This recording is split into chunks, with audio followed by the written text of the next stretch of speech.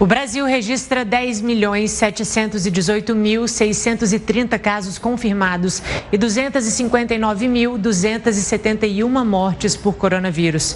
Só nas últimas 24 horas são 1.910 óbitos e 71.704 novos casos da doença. Esse é o novo recorde de mortes em 24 horas no Brasil, superando as 1.641 mortes. Não é fácil não, é duro. Você receber mensagem, as pessoas perguntam assim, e o meu negócio, e minha loja? O que é mais importante? É 48 horas de uma loja funcionando? O ouvido humano, desculpe. Enquanto isso... A nossa equipe, seu total são 10 pessoas, decolam sábado à noite para Israel. O pessoal nosso que vai sendo chefiado pelo ministro Ernesto Araújo, das Relações Exteriores, vai ter encontro com o Benjamin Netanyahu, que é o primeiro-ministro. O que é esse spray? Não sei. Tá? Mas o que acontece? Esse produto há 10 anos estava sendo investigado, estava sendo estudado no Israel para outro tipo de vírus, certo?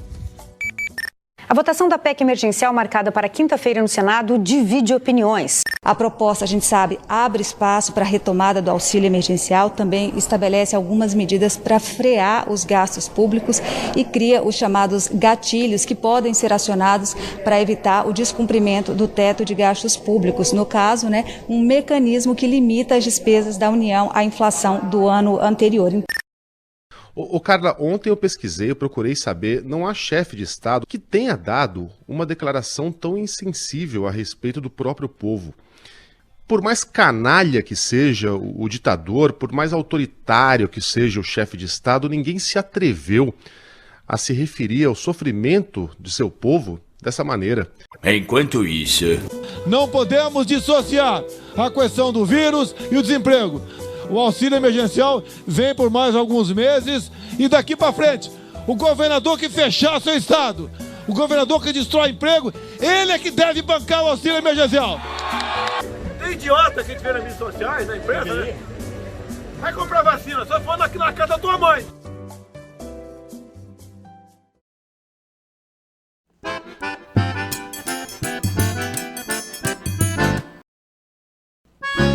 Olá companheiras, olá companheiros, saudações petistas. Sejam muito bem-vindas e muito bem-vindos a mais uma edição do podcast Em Tempos de Guerra, a Esperança Vermelha. Hoje é sexta-feira, dia 5 de março. Eu sou o Patrick e conduzo a conversa junto com vocês. No episódio de hoje, escutamos a companheira Natália Sena, da Comissão Executiva Nacional do PT, que fala pra gente como é que foi a reunião que ocorreu ao longo de todo o dia de hoje. Escutamos também o companheiro Ari Vanazzi, prefeito da cidade de São Leopoldo, no Rio Grande do Sul, que nesta semana falou sobre a situação da pandemia na região do Vale dos Sinos, na Grande Porto Alegre. Trazemos uma fala da companheira Ivonete Cruz, da CUT e da CNTE, sobre a votação no Senado da PEC 186. E o companheiro Daniel Valença, do PT do Rio Grande do Norte, comenta o cenário internacional sobre a situação de El Salvador, Equador e da Bolívia.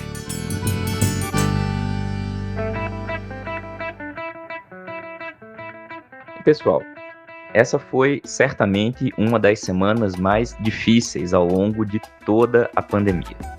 Por dias consecutivos, os números de óbitos foram atingindo novos recordes, sendo que na quarta-feira, dia 3, este foi o pior dia desde o começo da pandemia, com 1.910 mortos. Isso sendo os dados oficiais, lembrando sempre que há um imenso número de subnotificações. Apesar disso, a posição de Bolsonaro e do conjunto do seu governo é de radicalizar o negacionismo e radicalizar na política neoliberal. Ou seja, não se trata de uma negligência ou de ineficiência. Trata-se de um verdadeiro projeto de morte e de destruição. O fato de Bolsonaro tripudiar dos mortos, ou incentivar o abandono do uso de máscaras ou de remédios sem eficácia, ou ainda a ação deliberada para impedir o acesso às vacinas, são um dos lados dessa política genocida. Mas, de outro, está a política econômica neoliberal do governo. uma política que é apoiada pelo conjunto das forças de direita, que querem fingir que a culpa do agravamento da pandemia é apenas do negacionismo de Bolsonaro. Agora, eles escondem que o fim do auxílio emergencial, o aumento no preço dos alimentos, a aceleração do processo de desindustrialização, a política de desemprego estrutural associada ao desmonte dos direitos sociais trabalhistas, tudo isso foi determinante e continua sendo para impedir que a grande maioria da classe trabalhadora possa fazer e praticar medidas de isolamento social. Ou seja, a política neoliberal ela é diretamente responsável, junto ao negacionismo de Bolsonaro, pelo agravamento da crise e pelas mais de 260 mil mortes até agora. Nessas mortes estão as digitais de todos aqueles que foram cúmplices do golpe, da prisão e interdição de Lula, da eleição de Bolsonaro e das reformas neoliberais que ao longo dos últimos anos foram desmontando as políticas sociais e os direitos trabalhistas. É por isso que não passa de um tremendo cinismo, um descaramento, posições como a de Rodrigo Maia, que ontem teve a indecência de publicar um tweet com uma matéria do jornal O Globo, que destacava a fala de Bolsonaro, onde ele disse: chega de frescura, de mimimi, vão ficar chorando aí até quando?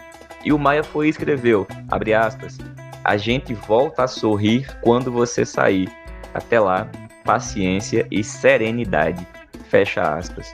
Ora, Maia e todo o setor da direita que ele representa, que fica posando de democrata e que organiza esses negócios, tipo Fórum de Direito Já, que até gente de esquerda às vezes se enfia, é responsável pela continuidade de Bolsonaro no governo.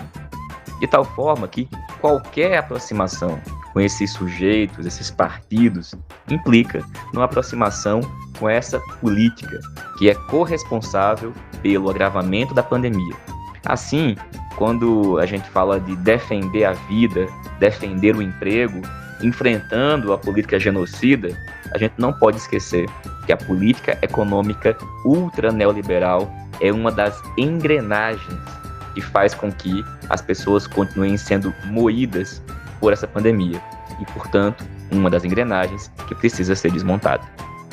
E é por isso, companheiros e companheiros, que ao falar sobre saídas para a crise, pelo enfrentamento contra a direita, a gente tem que ser muito contundente na necessidade urgente de termos uma saída sistêmica para essa crise e apresentarmos essa saída para o conjunto da classe trabalhadora. Porque nesse momento é esta política de direita, ultra-neoliberal, que não é apenas bolsonarista, que está promovendo a política genocida. É esta política que nós temos que enfrentar e é contra ela, nesse momento, que a gente tem que mobilizar nossas forças, organizar no dia a dia ações de solidariedade, porque, afinal de contas, é resultado desta política grande parte das pessoas estão passando fome, desempregadas e desalentadas. E dito isso, a gente vai escutar agora um áudio que foi compartilhado essa semana pelo companheiro Ari Vanazzi. O Vanazzi é prefeito reeleito da cidade de São Leopoldo, no Rio Grande do Sul. E ele enviou essa mensagem para diversos companheiros de toda aquela região, falando da situação da pandemia, como é que está no Vale dos Sinos, na Grande Porto Alegre.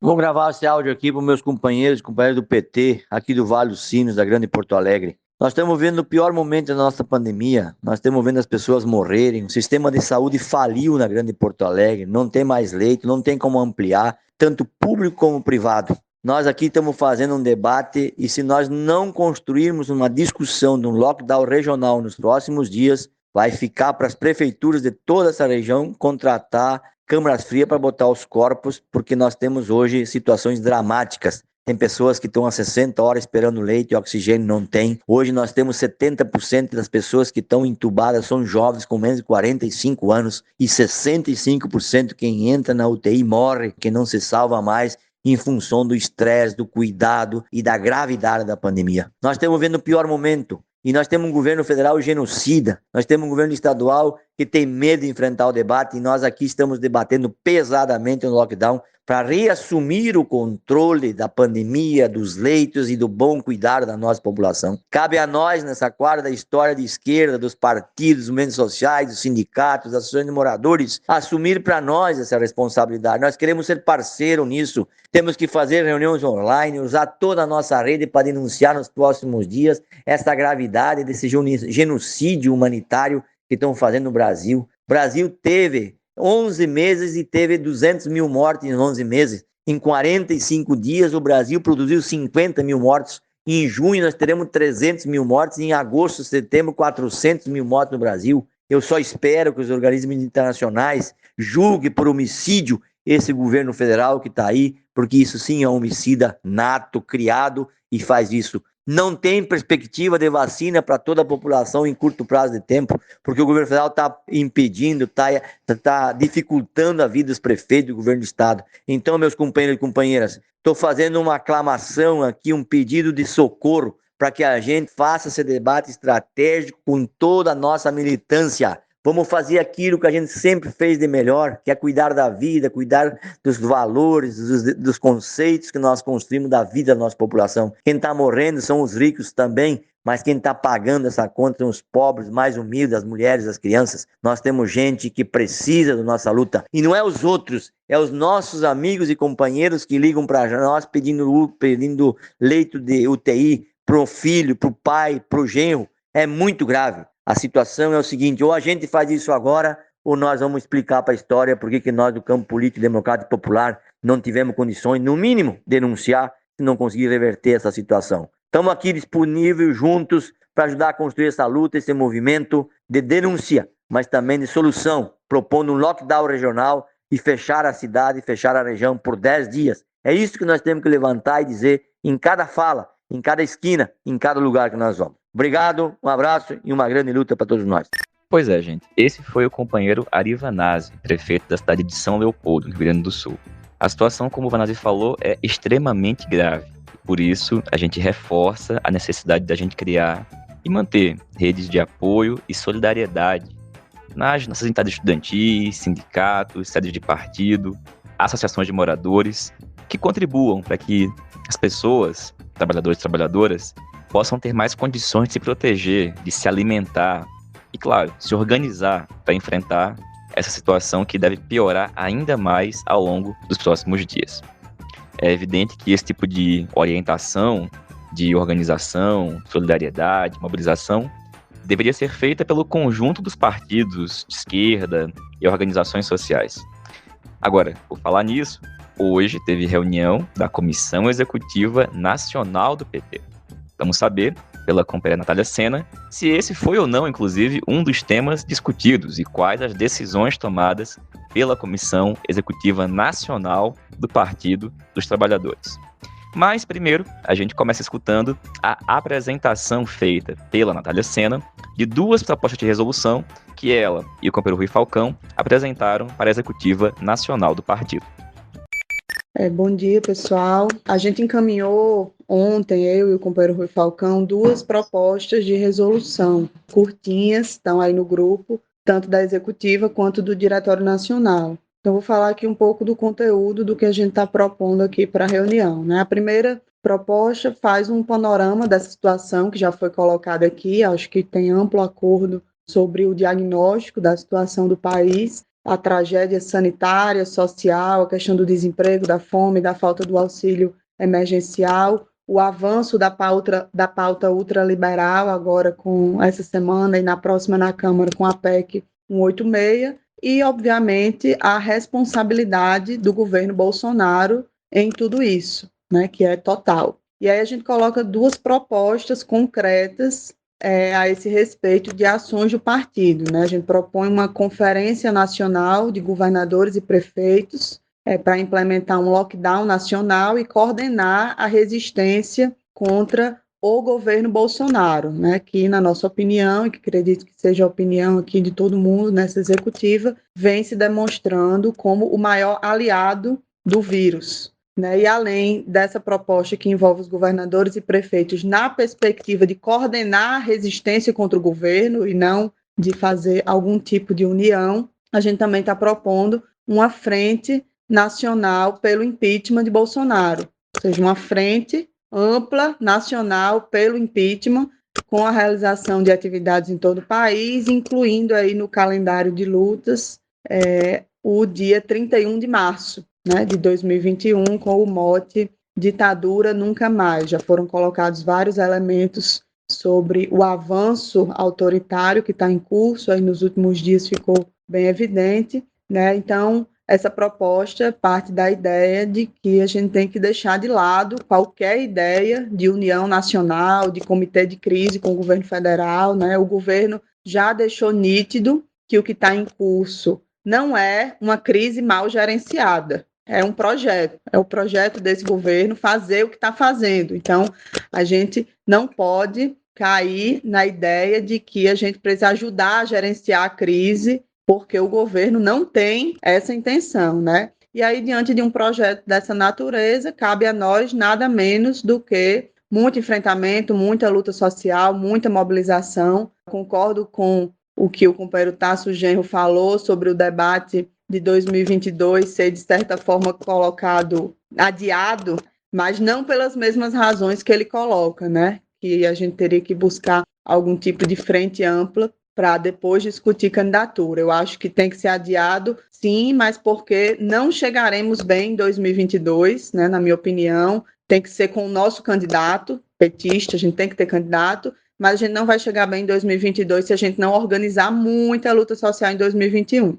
Então, essa é um resumo um pouco da primeira proposta que a gente está apresentando, e a segunda proposta, como vocês puderam ler, é da realização de um encontro extraordinário do PT, né? Um encontro que não tem como pauta eleição de direção, não é o que a gente está propondo, é um encontro exclusivamente para definir a linha política que vai ser adotada pelo partido nesse momento que é muito extraordinário, né? Então, diante de um momento muito extraordinário da conjuntura do país, a gente acha que é preciso ter um encontro de fôlego, de debate político, né? Muito necessário fazer isso, com o único objetivo de aprovar a orientação política com a qual o partido vai enfrentar o bolsonarismo, o ultraliberalismo nesse biênio, né, 2021, 2022, acho que tem que ser tratado pelo partido como um biênio, né, a gente não pode em 2021 nos dedicar principalmente a organizar 2022, senão, na minha opinião, acho que a gente vai chegar um pouco fragilizados em 2022. É isso. Natália, a gente escutou agora a tua fala apresentando as resoluções. Agora conta pra gente, quais foram os debates feitos nessa reunião e, principalmente, que decisões que foram tomadas? Oi, Patrick e ouvintes do podcast Em Tempos de Guerra, a Esperança é Vermelha. Patrick, hoje a Comissão Executiva Nacional do PT se reuniu para tratar de uma pauta longa, né? A reunião durou o dia inteiro, começou às 10 da manhã, terminou por volta das 19 horas. A pauta era conjuntura, tratando da crise sanitária e tirar orientações para a luta, tanto institucional quanto para a luta social. A situação de Lula, né? A questão da justiça para Lula, o julgamento do habeas corpus sobre a imparcialidade de Sérgio Moro. A outra pauta foi o plano de ação para 2021, teve a apresentação de alguns informes e deliberações sobre o que as secretarias, o que algumas secretarias vão tocar em 2021, né? Então, teve a questão do plano de ação da comunicação, que foi apresentado, da formação, onde também foi tirada algumas orientações, principalmente sobre a realização de uma conferência nacional de formação política, de educação política, em homenagem ao centenário de Paulo Freire, também da organização, onde a principal deliberação foi a formação de um GT, um grupo de trabalho para o acompanhamento, né, e preparação das eleições de 2022. O grupo de trabalho ainda vai ser formado. Além dessas questões, estava na pauta também um informe financeiro, caso Paraíba, estava colocado dessa forma na pauta, e informes. Então, essa foi a pauta oficial da convocação da reunião da Executiva Nacional do PT, que aconteceu no dia 5 de março de 2021. A reunião dedicou todo o período da manhã ao debate de conjuntura, onde teve a exposição do ex-ministro da Saúde, Arthur Quioro, sobre a situação da tragédia sanitária que está em curso no país. Além disso, tiveram falas do governador Wellington, do Piauí, onde ele trouxe um panorama sobre a situação dos estados, especialmente levantando a preocupação no que diz respeito à questão da vacinação, das dificuldades que estão sendo encontradas no processo da vacinação, mas também levantando algumas preocupações sobre a questão do emprego, a retomada da questão do emprego no país, e também falas de conjuntura do companheiro Tasso Genro, que foi convidado a fazer uma fala de conjuntura para a executiva, e do companheiro Fernando Haddad. Então, essas foram as falas iniciais que abriram o debate da comissão executiva, além dos informes dos líderes, Bom Gás, da Câmara, e do líder do Senado, o senador Paulo Rocha. A partir do debate que foi feito, a reunião da executiva aprovou um documento com algumas propostas, além do diagnóstico da conjuntura, da tragédia social e sanitária que está em curso no país. Alguns encaminhamentos práticos foram tirados, como a questão da convocação de uma Conferência Nacional de Governadores e Prefeitos, para implementar e coordenar as ações de enfrentamento à pandemia, como a questão da vacinação, a expansão do atendimento médico hospitalar, recomposição de recursos do SUS, testagem e outros encaminhamentos. Esse encaminhamento da Conferência Nacional de Governadores e Prefeitos foi algo que constou na nossa proposta de resolução apresentada à reunião, e além disso foram tirados outros encaminhamentos acerca da questão da mobilização em torno da retomada do auxílio emergencial, em torno do enfrentamento à fome, a segurança alimentar, a garantia da segurança alimentar da população, a defesa dos direitos do ex-presidente Lula, com a anulação dos processos em que participou o ex-juiz Sérgio Moro, e, além disso, foram tiradas algumas orientações mais genéricas sobre avançar na mobilização social pela abertura do processo de impeachment, não foi encaminhada a proposta que a gente fez sobre a criação de uma frente nacional pelo impeachment, e também uma outra orientação foi que se adote, na verdade, o calendário das frentes Brasil Popular, Povo Sem Medo, acerca das lutas, das mobilizações em defesa da vacina, do auxílio emergencial, do SUS e do Fora Bolsonaro. E esse calendário vai sair como anexo da resolução que vai ser publicada provavelmente até no máximo amanhã, sábado, ou início da semana que vem. A reunião aconteceu durante a manhã, nessa parte da conjuntura aconteceu durante a manhã até mais ou menos às 13h30, todo o debate foi feito, e a proposta de resolução ela foi encaminhada ao grupo final da reunião, através do grupo de WhatsApp da Executiva Nacional. Então, no que diz respeito à resolução acerca da situação do país, da conjuntura e dos encaminhamentos, houve um acordo acerca do conteúdo, com algumas emendas, alguns ajustes que foram feitos também via grupo de WhatsApp, mas a resolução publicada teve o apoio aí de todos os integrantes da executiva. Agora, no que diz respeito à proposta que a gente fez, como vocês devem ter ouvido na minha fala que Patrick colocou aqui no podcast, a gente fez uma proposta, além da proposta de conjuntura, fizemos uma proposta de realização de um encontro extraordinário do PT, Diante da conjuntura gravíssima que a gente diagnostica,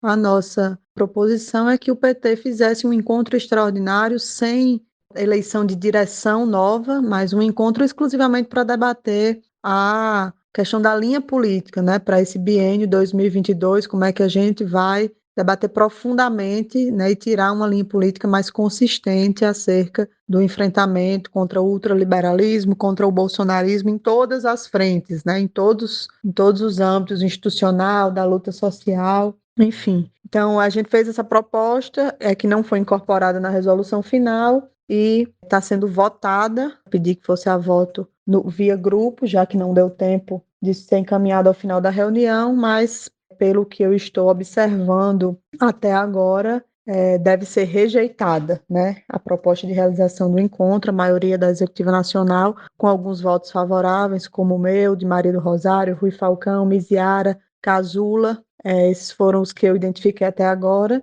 votaram a favor do encontro, mas eu acredito que vai se formar uma maioria contra realizar o encontro extraordinário do PT. Então, esse, Patrick, foi o debate que aconteceu na parte da manhã, né, de conjuntura. Eu juntei as duas coisas, tanto o debate quanto a questão da aprovação da resolução, porque dizem respeito ao mesmo momento, digamos assim, da reunião, né. Na parte da tarde, foram feitos os informes acerca da questão da situação de Lula, foi feito um informe pelo companheiro Márcio Macedo, e teve também algum debate sobre isso, e as apresentações do plano de ação de algumas secretarias, né, como eu disse, comunicação, organização e formação. A questão do plano de reconstrução e transformação do Brasil, que estava na pauta para ser tratado na parte da tarde, foi tratado pelo companheiro Haddad na parte da manhã, na fala que ele fez no debate de conjuntura. Então, esse item foi, digamos assim, retirado da pauta. E aí, após a apresentação do plano de ação aí das secretarias,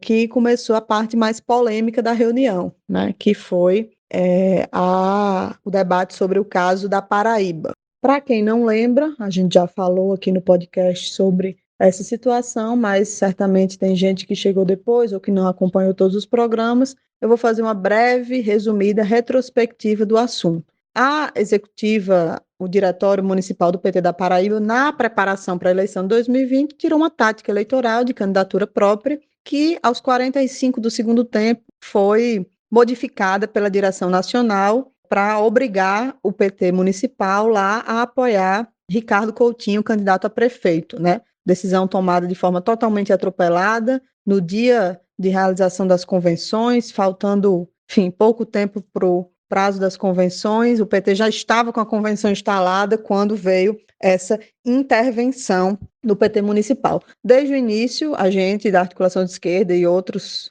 setores do PT se posicionaram contra a intervenção, principalmente em razão do atropelo, mas também por razões políticas, né? Por entender que não era essa a melhor tática, que o PT tinha que ter candidatura própria em João Pessoa, né? No caso, em João Pessoa. Essa intervenção provocou inúmeros problemas, né? Problemas políticos, problemas jurídicos, houve uma judicialização em razão da questão eleitoral e houve muitos problemas políticos, né, relacionados à dissolução da direção municipal, enfim, e isso tudo transcorreu aí durante a campanha eleitoral de 2020, o que culminou em alguns pedidos de comissão de ética contra dirigentes do PT municipal de João Pessoa, e inclusive contra o candidato a prefeito, que foi o deputado estadual Anísio Maia. Então, esse é o contexto, falando bem resumidamente, do chamado caso Paraíba, que é o que estava na pauta da reunião da Comissão Executiva Nacional de hoje.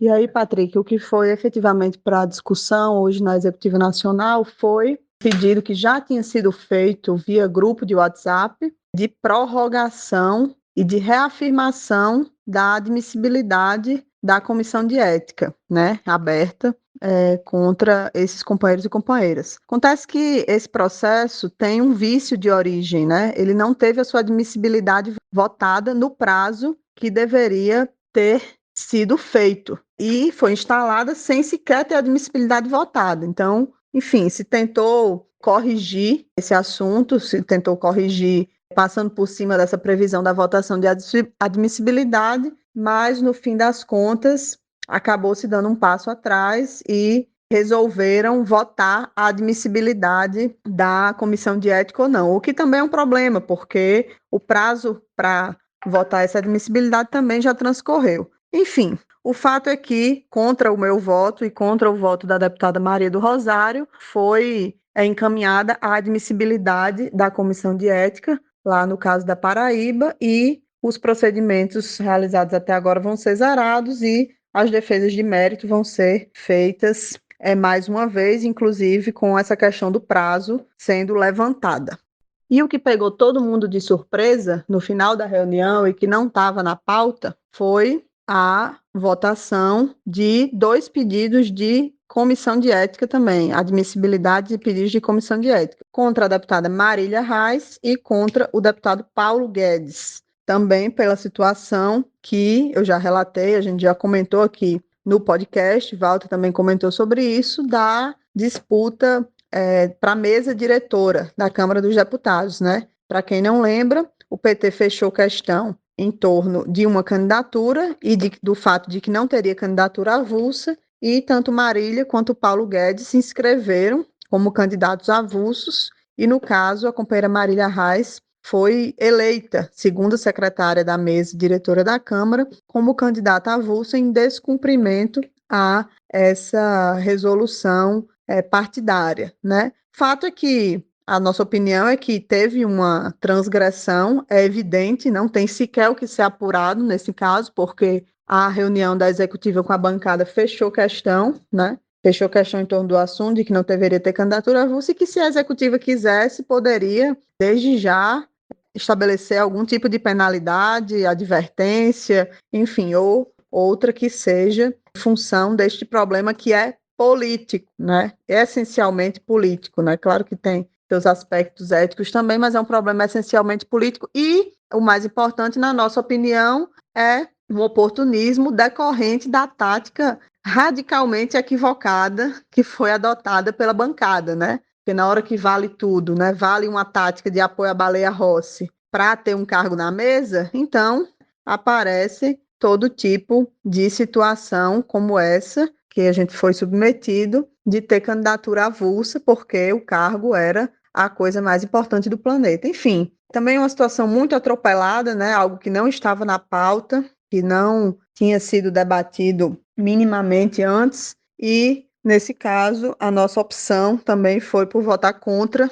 não por concordar com o que a companheira Marília fez, nem com o que o companheiro Paulo Guedes fizeram, com o que os dois fizeram, pelo contrário, a gente acha que foi errado, mas a gente também acha que o debate tinha que ser feito na política, levando em consideração, inclusive, o balanço sobre a tática da mesa diretora, que nunca foi feito e parece que não será. E, nesse assunto, a gente acha também que está equivocado abrir isso de forma, enfim, assodada, de forma atropelada e de forma despolitizada, porque no fim das contas é disso que se trata, né? Se manda para a comissão de ética, inclusive com muitos dos que votaram abrir a comissão de ética, fazendo ressalvas de que pode ser, inclusive, que a comissão de ética resolva não fazer nada, ou não punir, ou não aplicar nenhuma penalidade, enfim, pura demagogia, né? Então, por esse motivo, eu achei por bem votar contra a comissão de ética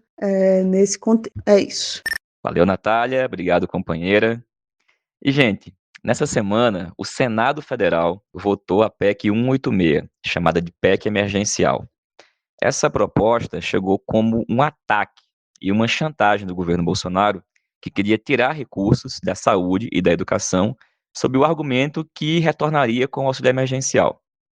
Essa retirada mais direta de recursos, com o fim dos pisos de investimento em saúde e educação, acabaram saindo do relatório, mas foram aprovadas diversos gatilhos fiscais que vão atingir os entes federados assim que a emenda for publicada, porque esses gatilhos proíbem reajuste, progressão, concurso, criação de despesa e etc. É na linha de desvincular recurso. Como não conseguiram desvincular da educação e da saúde no geral, fizeram isso dos fundos públicos, exceto pouquíssimos que foram ali ressalvados. É sobre esse assunto que a gente vai escutar agora a companheira Ivonete Cruz, da CUT, da CNTE. Ela falou disso numa live que fez essa semana e a gente reproduz agora um trechinho para vocês. Qual é o sentimento que eu tenho? Nós chegamos na PEC 186 dentro de uma política de chantagem, ou aprova a PEC emergencial, ou não tem como garantir o auxílio emergencial para milhares de brasileiros que estão aí passando fome. A questão da desvinculação, essa é uma análise que faço, debate da desvinculação, da obrigatoriedade da vinculação dos recursos para a educação e para a saúde, foi uma pauta que chegou na sociedade. Houve, naquele momento, uma resistência, um enfrentamento, a ponto dos caras lá dizer, olha, não vamos comprar uma briga por causa disso, porque a gente tem muito mais coisa para desmontar, sabe, assim, todos esses gatilhos de não progressão em carreira, de não reajuste, todos esses gatilhos que nós podemos sofrer. Eu ouvia no início a fala do Paulo Paim, antes de entrar aqui na live, de que a PEC 186 é uma PEC do teto dos gastos dentro da outra PEC, aprofundando ainda mais. Porque, assim, é aprofundar o desmonte total do serviço público. Essa que a gente escutou agora foi a companheira Ivonete Cruz, da CNTE. E, gente, está tendo uma série de movimentações eleitorais em alguns países da região. O Daniel Valença já falou disso aqui em outras edições do podcast. E hoje ele volta aqui para falar do cenário eleitoral em El Salvador, no Equador, na Bolívia, no Chile. E lembrando que hoje também é uma data muito importante relativa ao companheiro Hugo Chávez. Olá, Patrick. Olá, ouvintes do podcast Em Tempo de Guerra, Esperança Vermelha. Olha, Patrick, como nós havíamos adiantado, em El Salvador houve a vitória do grupo do Bukele. Dos 84 deputados, ele conseguiu eleger 56 do seu partido, uma vitória esmagadora. A Frente Farabundo Martí, de Libertação Nacional, atingiu apenas 4 destes assentos e perdeu em todas as capitais e grandes cidades do país. Como nós havíamos apontado, esse cara faz um governo autoritário, mas que ao mesmo tempo garantiu políticas que possibilitaram algum nível de qualidade de vida das pessoas em plena pandemia, como suspensão de cobrança de energia, de água, aluguéis, renda mínima, e a partir desta política ele conseguiu uma certa unidade ao seu redor, uma derrota para as esquerdas e uma derrota importante. A tendência é que o seu governo siga para uma perspectiva ainda mais autoritária do que tem sido até o presente momento.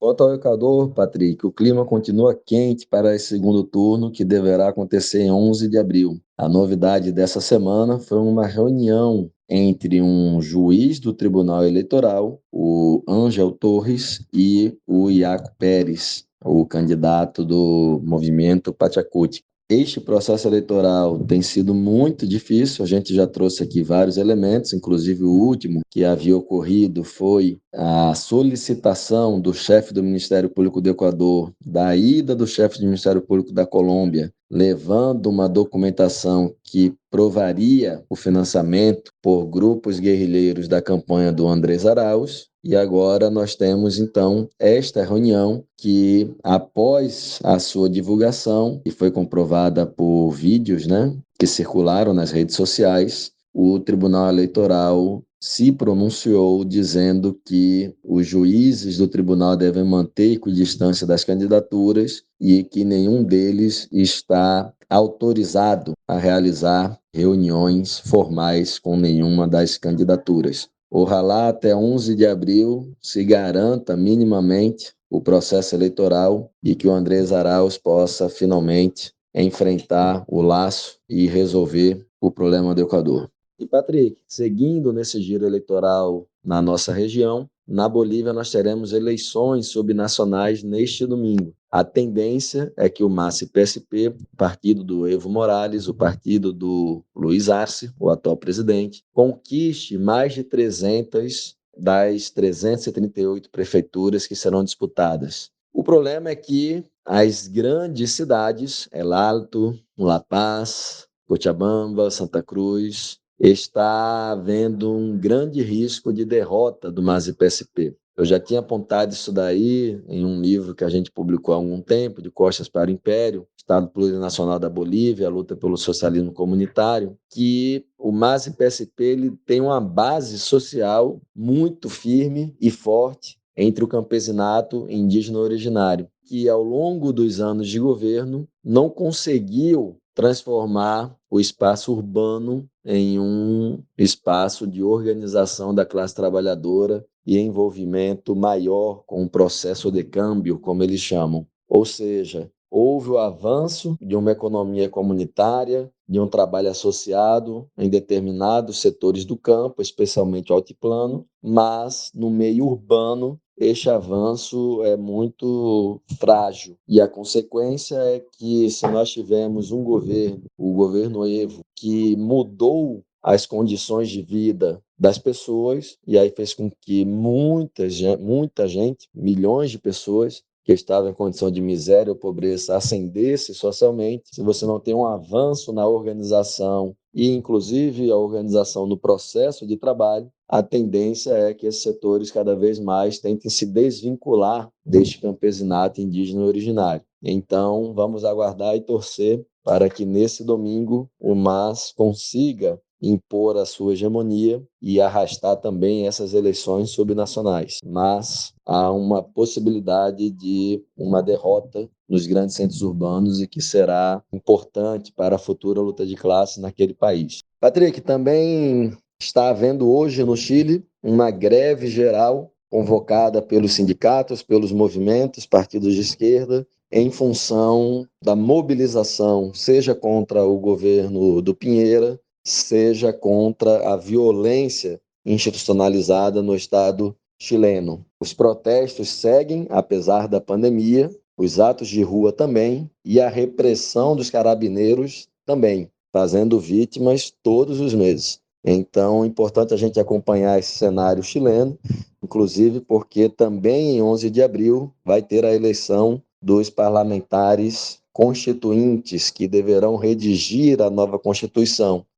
Também tem uma informação importante, que essa semana saiu uma nova pesquisa que coloca o Daniel Radu em primeiro lugar novamente, com ao redor de 17 pontos, e o segundo colocado, o candidato da direita, tem ao redor de 8 pontos. Hoje completa-se 8 anos da morte de Hugo Chávez e não poderia deixar passar batido essa informação. Para quem não sabe, Hugo Chávez, em 92, liderou um levante militar contra um governo neoliberal que havia promovido o Caracaço em 1989. Neste Caracaço, milhares de venezuelanos de Caracas foram assassinados pelas forças estatais e ele, preso, foi convidado a ir para a TV assumir a responsabilidade por aquele ato. Ele se dirige à TV e diz que, por agora, os nossos objetivos não foram atingidos. Ou seja, ele sabia que em momentos de derrota é possível se pavimentar conquistas políticas futuras.